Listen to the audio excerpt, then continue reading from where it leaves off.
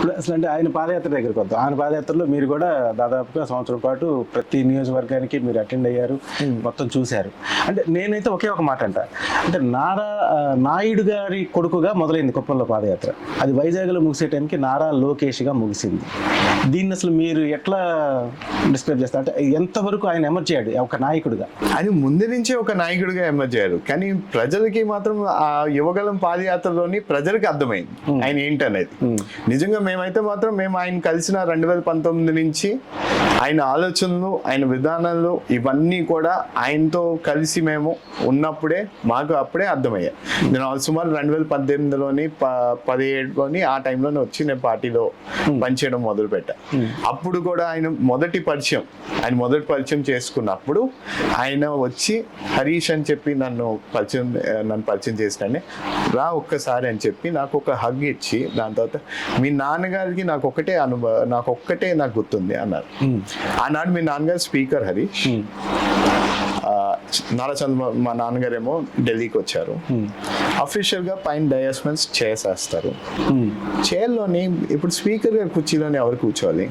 ఆయనే కూర్చోవాలి. అఫీషియల్ గా దట్ ఈస్ ద ప్రోటోకాల్. మీ నాన్నగారు ఏం చేస్తారు తెలుసా? మా నాన్నగారిని లాగారు, మీరు వచ్చి కూర్చోండి, ప్రాబ్లం లేదా. అది ఎప్పుడు నేను మర్చిపోలేను హరీష్. నిన్ను మాత్రం అది ఒక్కటే నాకు గుర్తుంది.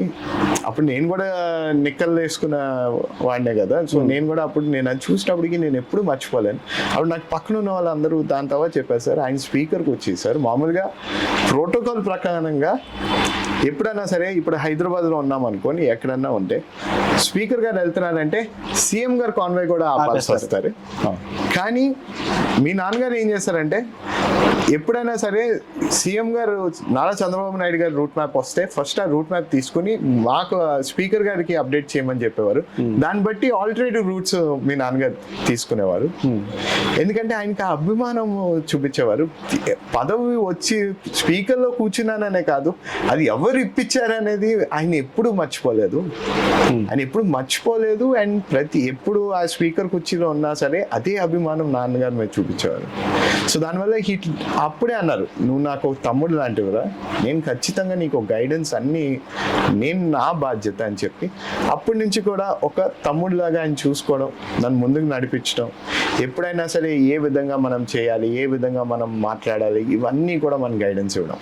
ఓన్లీ ఏంటంటే నాకు తెలిసింది ఏంటంటే ప్రజలకి మాత్రం అది అర్థం కాలే.